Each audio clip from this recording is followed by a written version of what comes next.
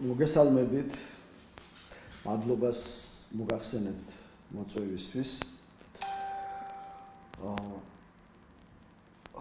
აფხაზეთში თქვენ სწორი ბრძანდებით ბოლო დღეების განმავლობაში განსაკუთრებული აქტუალობა შეიძინა ამ ენერგეტიკულმა პრობლემამ, თემამ და თავარი განხილვის და თუ გნებავთ დაპირისპირების საგანი სწორედ გახლავთ ეს საკითხი.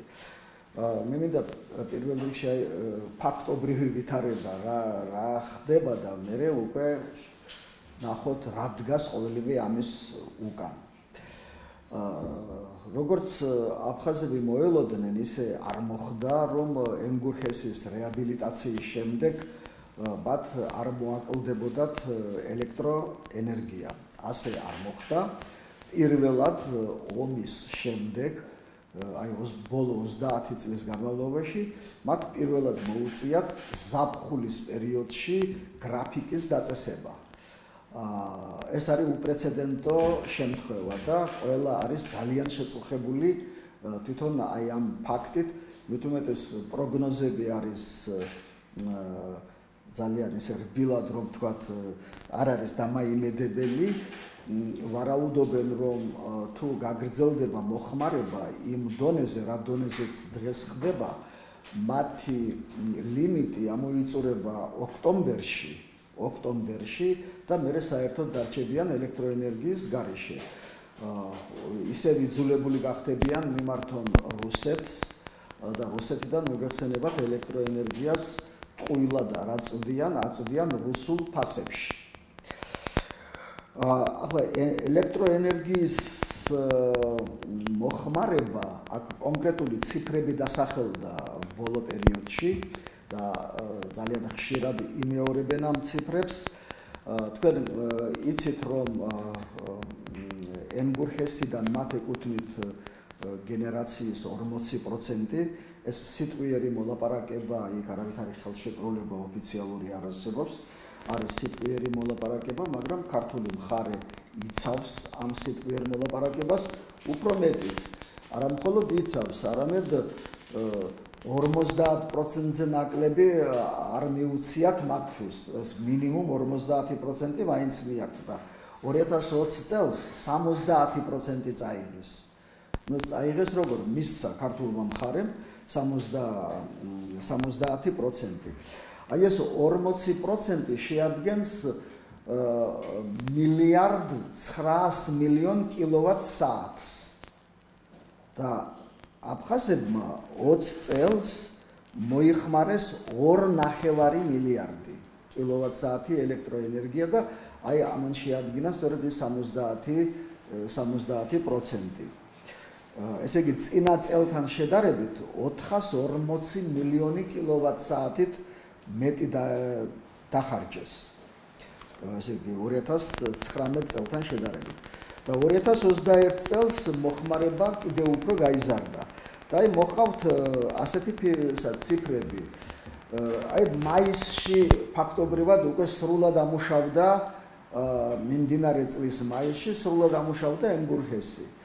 და მაისში დაიხარჯა აი 2021 წლის მაისში 208 მილიონი კილოვატ-საათი და შარშან მაისში მხოლოდ 158 და წინა წელს კიდევ 100 მილიონი. ანუ 2019 წელთან შედარებით ორჯერ არის გაზრდილი მოხმარება და როგორც უკვე გითხარით, თუ ასე გაგრძელდება, ეს კვოტა ამოიწურება ოქტომბერში და მერე უკვე მათ ქართულმა მხარემ თუ დაუთმო და სრულად აი ეს გამომუშავებული ენერგია სრულად მისცა აფხაზურ მხარეს, ეს მათ მაინც არ ეყოფათ აი ამ მოხმარების პირობებში.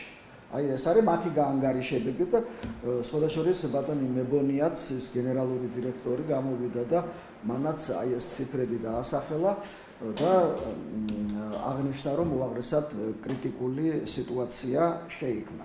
და სწორედ ამას მოჰყვა ეს განგაში, რომელიც ატყდა ბოლო დღეების განმავლობაში.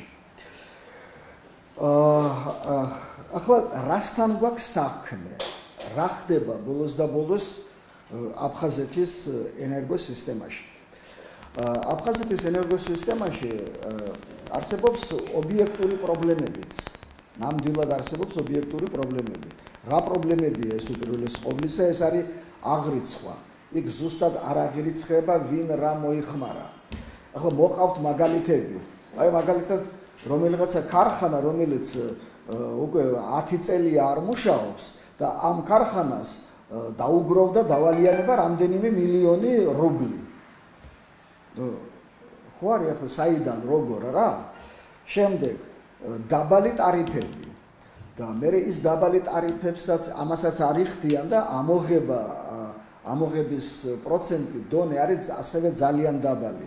მთელი რიგი სოფლები, მთელი რიგი დასახლებები არ იხდიან ამ გადასახადს და აი ეს ეგრეთ წოდებული მაინინგ ფერმები, კრიპტოვალუტის წარმოება.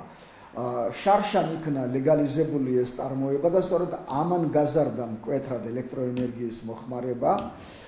მერე აკრძალეს 350 აი ეს მაინინგ ფერმა არის გაუქმებული, მაგრამ ამას არ მოჰყოლია ელექტროენერგიის მოხმარების შემცირება, რაც იმას ნიშნავს, რომ ალბათ კიდევ ორჯერ 350 კიდევ ფუნქციონირებს და ვერაფერს ვერ უშვებიან, იმიტომ რომ ყოველივე ამის უკან დგანან მაღალი თანამდებობის პირები, როგორც აფხაზეთში, ასე განსაკუთრებით რუსეთში.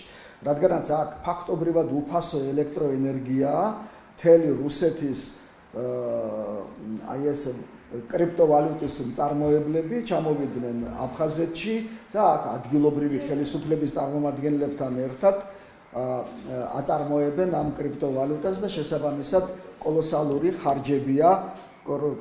ხარჯებია ელექტროენერგიის. ესე იგი ეს პრობლემები არსებობს და ეს გავლენას ახდენს ელექტროენერგიის მოხმარებაზე. მაგრამ არის სხვა პრობლემები. სხვა პრობლემებია კიდევ.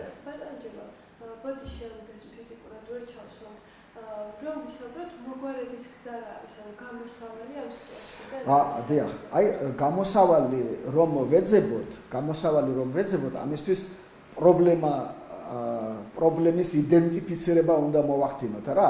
ჩვენ გითხარით მხოლოდ ერთი მხარე პრობლემის და ეს ერთი მხარე გახლავთ აი ეს ობიექტური მიზეზები, რასაც ქვია აღრიცხვის პრობლემა, რასაც ქვია ტარიფის პრობლემა, ამოღების პრობლემა, მაინინგ ფერმები და ასე შემდეგ. მაგრამ არის უფრო მნიშვნელოვანი პრობლემა, უფრო დიდი პრობლემა, რომელიც პირდაპირ ეხება პოლიტიკას. აქ ჩვენ არაერთხელ გვითქვამს ბოლო ბრიფინგებზე, არაერთ ბრიფინგზე გვითქვამს იმის შესახებ, რომ რუსეთმა აფხაზეთს თავს მოახვია 45 პუნქტიანი პროგრამა, რომელიც ითვალისწინებს კანონმდებლობის ჰარმონიზაციის გზით აფხაზეთსა და რუსეთს შორის საერთო სოციალური და ეკონომიკური სივრცის ჩამოყალიბებას. აი ამ დოკუმენტის მეოთხე პუნქტში შავით თეთრზე წერია. აი მე წავიკითხავ ამას, იმდენად მნიშვნელოვანია ეს. აფხაზეთის რესპუბლიკის ნორმატიული სამართლებრივი აქტების შემუშავება და მიღება, რომლებიც დაარეგულირებენ რუსული ელექტროქსელების კომპანიების ინვესტიციების მოზიდვას აფხაზეთის ელექტროქსელების მოდერნიზაციისა და ენერგოუსაფრთხოების უზრუნველყოფის მიზნით. აი ახლა ეს ამ უწყინარი ჩანაწერის უკან დგას უზარმაზარი პოლიტიკური პრობლემა. de facto აფხაზური კანონმდებლობის თანახმად მათ აქვთ de facto კანონი, რომელსაც ქვია ელექტროენერგეტიკის შესახებ და აი ამ კანონის მე-9 და მე-10 მუხლების შესაბამისი პუნქტების თანახმად აფხაზეთში მთელი ენერგოსისტემა წარმოადგენს სახელმწიფო საკუთრებას და ის არ ექვემდებარება პრივატიზაციას. აი აქ კიდევ ჩვენ დავინახეთ, რომ რუსული მხარე მოითხოვს კანონმდებლობის შეცვლას. აი ზუსტად ამის შეცვლას მოითხოვს, რომ აი ეს ელექტროსიმძლავრეები წარმოადგენენ სახელმწიფო საკუთრებას და არ ექვემდებარება პრივატიზაციას. რუსეთი მოითხოვს აი ამ პუნქტების შეცვლას, რომ ის ექვემდებარებოდეს პრივატიზაციას. და იმ მხოლოდ ამ შემთხვევაში რუსული ელექტროქსელები, აი შესაბამისი კომპანიები ჩადებენ ინვესტიციებს იმისათვის, რომ აფხაზეთის ელექტროსისტემის, მთელი ამ ენერგეტიკული სისტემის მოდერნიზაცია მოხდეს. და ამას დაახლოებით 20 მილიარდი რუბლი ჭირდება რუსების გაანგარიშებით. აფხაზებს ასეთი ფული არ აქვს, შესაბამისად აი ამ ჩადებული ინვესტიციების ხარჯზე უნდა მოხდეს ამ ელექტროქსელების გასხვისება, რუსებზე უნდა მოხდეს გასხვისება. აფხაზები კატეგორიული წინააღმდეგი არიან ამისი და სწორედ ამას მოხვა ის განხილვა de facto პარლამენტში, რომელიც 1 ივლისს გაიმართა. აი სანამ ეს განხილვა გაიმართებოდა, სიტყვით გამოვიდა ბატონი კვარჭია, de facto პარლამენტის თავმჯდომარე და მან განაცხადა, რომ ენერგოსისტემის მოშლა ფაქტობრივად ნიშნავს აფხაზეთის სახელმწიფოებრიობისა და მისი დამოუკიდებლობის მოშლას, განსაკუთრებით ამ სიმძლავრეების გასხვისება უცხოელების ხელში. და მთელი მერე დისკუსია სწორედ ამ სულისკვეთებით, პოლიტიკური სულისკვეთებით წარიმართა. აი პრობლემის მთავარი არსი. ეს პრობლემა, რომელიც შეიქმნა, უფრო მეტად ხელოვნურია, ვიდრე იმ ობიექტური მიზეზებით გამოწვეული. ობიექტური მიზეზები მე ვადასტურებ, რომ არსებობს, მაგრამ მთავარი მიზეზი კრიზისისა, რომელიც შეიქმნა, არის პოლიტიკა.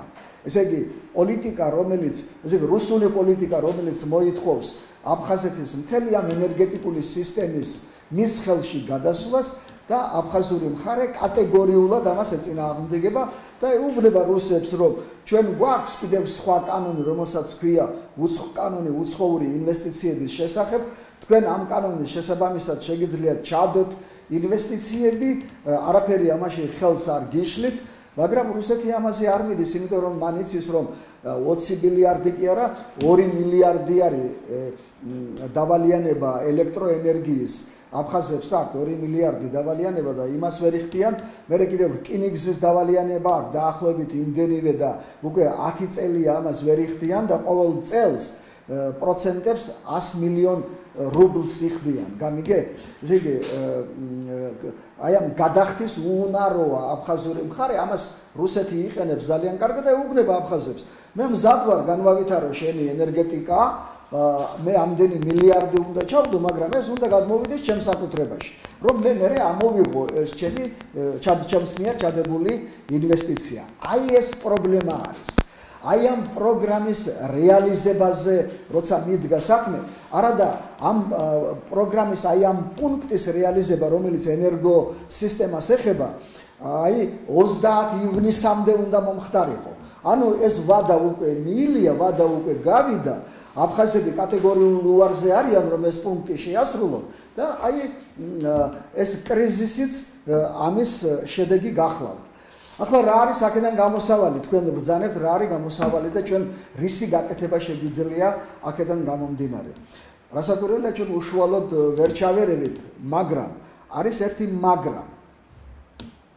ისევ და ისევ, როგორც ეს ჩვენ ადრე გაგვიკეთებია, ისე ქართულმა მხარემ ამჯერადაც ყველაფერი უნდა იყონოს იმისათვის, რომ აი ეს ოკუპირებული აფხაზეთი ენერგეტიკული კუთხითაც არ გახდეს რუსეთზე დამოკიდებული და რუსეთზე ჩამოკიდებული, რომ არ გაღრმავდეს ის კრიზისი, რომელიც დღეს იქ არსებობს და ამან არ აიძულოს აფხაზური მხარე, რომ გადასცეს ეს ენერგოსისტემა რუსებს.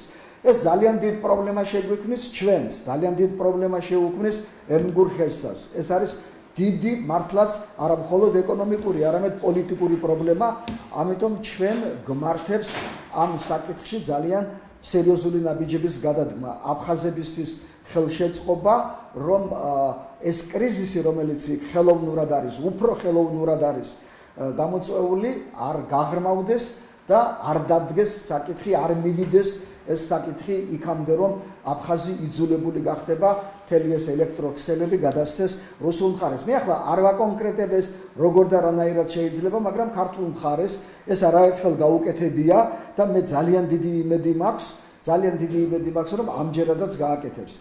თქვენ კარგად მოგეხსენებათ, რომ მზადდება პრემიერ-მინისტრის ინიციატივით აფხაზეთის დეოკუპაციის და კონფლიქტის მშვიდობიანი დარეგულირების ახალი სტრატეგია. და აი ამ სტრატეგიაში აუცილებლად უნდა იყოს გათვალისწინებული ენერგოუსაფრთხოების საკითხები, აუცილებლად უნდა იყოს გათვალისწინებული სხვა სიმძლავრეების, მათ შორის რკინიგზის. აი რკინიგზის დავალიანება აფხაზები თვითონ წერენ ამის შესახებ. ვერა და ვერ მოიცილეს თავიდან და რუსეთმა ძალიან ბევრი დავალიანება ჩამოაწერა აფხაზებს, მაგრამ აი რკინიგზის იმაში არსებული აღდგენისთვის გაღებული ეს 2 მილიარდი, აი ამის ჩამოწერა არ ხდება. რატომ? იმიტომ რომ დროთა განმავლობაში რომ ესეც ჩაიგდოს ხელში და აფხაზები ამის კატეგორიული წინააღმდეგი არიან, რომ ენერგეტიკა გადავიდეს რუსების ხელში და რკინიგზა გადავიდეს რუსების ხელში. აი ეს არის რეალური პრობლემა და არა ის, რომ იქ ელექტროენერგია არ ყოფნის. რასაც ენგურხესი გამოიმუშავებს 40% ორ აფხაზეთს ეყოფა. დღევანდელ ორ აფხაზეთს ეყოფა, მაგრამ როგორც ვხედავთ 40% კი არა, მთელი ენგურხესი რომ ენგურხესმა აფხაზეთზე რომ იმუშავოს, მოხმარების იმ მასშტაბებით თუ გაგრძელდა ესა ელექტროენერგიის მოხმარება, მთელი ენგურხესიც არ ეყოფა. აი ეს არის პრობლემა, რომელიც ჩვენ გვაქვს. რუსეთის პოლიტიკის პირდაპირი შედეგია. შედეგია იმისა, რომ აფხაზურმა მხარემ არ შეასრულა აი ამ ხელმოწერილი პროგრამის, ჟანიას და ანკვადის მიერ ხელმოწერილი პროგრამის მეოთხე პუნქტი, რომელიც ითვალისწინებს აფხაზურ კანონმდებლობაში ცვლილებების შეტანას. კერძოდ, ამ ცვლილებების შედეგად რუსეთმა უნდა მიიღოს შესაძლებლობა, უფლება აი ამ ელექტროქსელების და სხვა აი მთელი ამ სისტემის ხელში ჩაგდების. მისი რეაბილიტაციის, ასე ვთქვათ, საბაბით. ძალიან სერიოზული პრობლემა გახლავთ აფხაზებისთვის დღეს სოფელ აიბღას პრობლემა.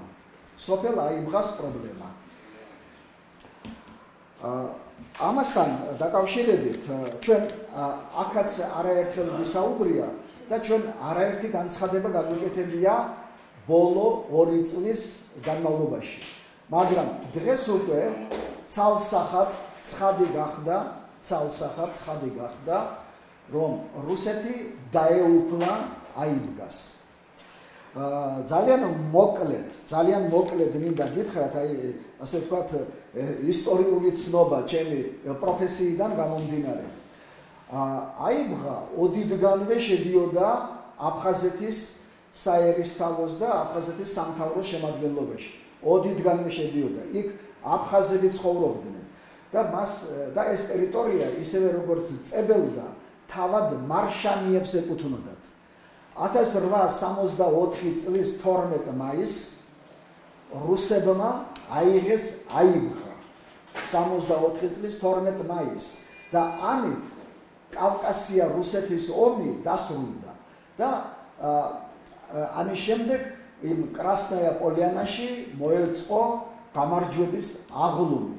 და აი იქიდან მოყოლებული რუსები სულ ცდილობენ რუსებისთვის აი ამ სიმბოლოებს აქვს ძალიან დიდი მნიშვნელობა რომ ეს არის სოფელი ეს არის ტერიტორია სადაც დასრულდა რუსეთ-კავკასიის ომი რომლის შედეგად რუსეთმა გაწმინდა ადგილობრივი მაცხოვრებლებისაგან მთელი დასავლეთ კავკასია აღმოსავლეთ კავკასია უკვე გაწმინდილი ჰქონდა მთელი აღმოსავლეთ კავკასია შავი ზღვისპირეთი მთლიანად გაწმინდა განდევნა მოსახლეობა თურქეთში და ეს ტერიტორია ჩაიგდო ხელში 5 წლის შემდეგ 69 წელს მოგილიოვის გუბერნიიდან ჩამოიყვანეს რუსები და დაასახლეს იქ და ეს რუსები დღემდე მათი შტაბ-მომავლები დღემდე იქ ცხოვრობენ თუმცა ცხოვრობს დაახლოებით 150-მდე ადამიანი ესეთი ხნიერი ადამიანები ეს უფრო მათთვის არის აგარაკები ყველა ცხოვრობს რეალურად და მუშაობს იქით სოჭში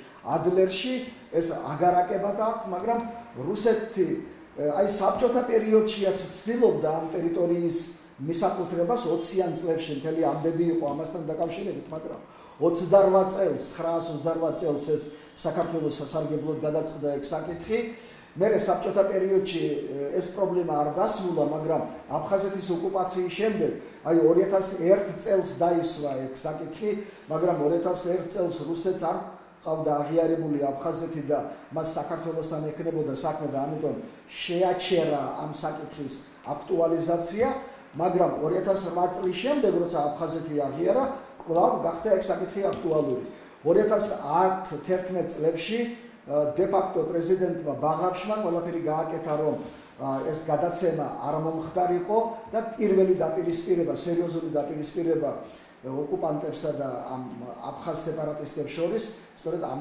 აიბღას თემაზე მაშინ მოხდა 2010-11 წლებში მერე 2014 წლიდან კვლავ აქტიურდება ეგ საკითხი აფხაზები ასე ვთქვათ ფეხს ითრევდნენ ყველანაირად აჭიანურებდნენ რომ აი დელიმიტაცია ჩავატაროთ ეს გავაკეთოთ ის გავაკეთოთ იქ თავიანთი რაღაც ისა რა ქვია პოსტი ეგრეთ წოდებული ხომ საგუშაგოც კი დააყენეს მაგრამ ადგილობრივმა მოსახლეობამ არ მიიღო ესენი და განდევნეს იქიდან ეს აფხაზური ასე ვთქვათ იქ სათვალთვალო პუნქტი თუ რაღაცა რომლებიც ამ საზღვრის ამ მონაკვეთს აკონტროლებდნენ დიახ მაგრამ აი ჩვენ ვიცით ყველამ რომ აი შარშან 2020 წლის იანვარში რუსეთის ფსბ-მ ფედერალურმა უშიშროების ფედერალურმა სამსახურმა საკუთარი ბრძანებით ეს ტერიტორია მიაკუთვნა კრასნოდარის მხარეს და თებერვალში უკვე რეესტრში შეიტანეს და როცა რეესტრში შეიტანეს უკვე ეს გახდა ცნობილი როგორც ქართული საზოგადოებისათვის ასევე აფხაზეთში და აი სოხუმშიც და თბილისშიც ძალიან დიდი აურზაური ატყდა ამასთან დაკავშირებით და რუსეთმა დროებით უკან დაიხია მაგრამ ეს იყო მხოლოდ დროებითი უკან დახევა უკვე აგვისტოში შარშან იქ ხიდიც ააშენეს რომელმაც ეს სოფელი პირდაპირ ამ ხიდის მეშვეობით დააკავშირა ადლერთან ადლერის რაიონთან სოფელ აიბღას მეორე ნაწილთან რომელიც ფსოუს იქითა მხარეს მარჯვენა მხარეს მდებარეობს ჩვენი არის მარცხენა მხარე და იქით მარჯვენა მხარე ამ სოფლისა ეკუთვნოდა ყოველთვის რუსეთს ყოველ შემთხვევაში როცა ფსოუზე გავიდა საზღვარი ფსოუს იქითა მხარე დარჩა რუსებს აქეთა საქართველოს ნუ აფხაზეთის სახით და აი ახლა ეს პრობლემა უკვე როდესაც იქ ჩვენთვის და ყველასთვის ცნობილი გახდა რომ უკვე პასუხისმგებლობა ამ სოფელზე რუსეთმა თავიდან ბოლომდე აიღო იქ დანიშნული არის მათ მხრიდან მართველი და საერთოდ აფხაზებს იქ არაფერს არ ეკითხებიან უკვე ცხადი გახდა რომ რუსეთმა დაასრულა ანექსიის პროცესი თანაც ეს გააკეთა ისე რომ აფხაზური მხარისთვის არაფერი არ შეუთანხმებია არაფერი არ უკითხავს როდესაც ბატონი ბჟანია შეხვდა პუტინს სოჭში შარშან 12 ნოემბერს აი მაშინ მათ ქონიათ ამაზე საუბარი და ამ თემაზე აი ამ შეხვედრასთან დაკავშირებით ბჟანიამ გააკეთა ჩაატარა ბრიფინგი სოხუმში 17 ნოემბერს და მაშინ როცა მას კითხეს ქონდა თუ არა საუბარი აიბღას თაობაზე, ბატონმა ბჟანიანმა უპასუხა, რომ იყო საუბარი და ბატონმა პუტინმა განაცხადა, რომ ეს საკითხი გადაწყდება სამართლიანად და კანონის ფარგლებში, როცა ამის დრო მოვა. როგორც ჩანს, რუსეთის თვალსაზრისით ეს დრო მოვიდა და ტერიტორია ისე მიისაკუთრეს, რომ არაფერი აფხაზებისთვის არ უკითხავთ და ამან ძალიან დიდი აღშფოთება გამოიწვია და ეს აღშფოთება გრძელდება. ქართულმა მხარემ ამასთან დაკავშირებით საგარეო საქმეთა სამინისტრომ გააკეთა ძალიან კაცრი განცხადება. ბატონმა გრიგოლ ლილუაშვილმა, როდესაც ის პარლამენტში გამოდიოდა ანგარიშით ამას წინათ, ასევე ძალიან სერიოზული განცხადება გააკეთა ამ ფაქტთან დაკავშირებით. ჟენევის დისკუსიებში, რომელიც 29-30 ივნისს ჩატარდა ქართულმა მხარემ ამასთან დაკავშირებით, იქაც გააკეთა განცხადება, მაგრამ ეს ფაქტი უკვე მომხდარია, რუსეთმა წაიღო ეს ტერიტორია და სამწუხაროდ და საუბედუროდ აფხაზური მხარე მას წინააღმდეგობას ვერ უწევს. მაგრამ საზოგადოება არის უკიდურესად შეურაცხყოფილი და უკმაყოფილო მომხდარი ფაქტით.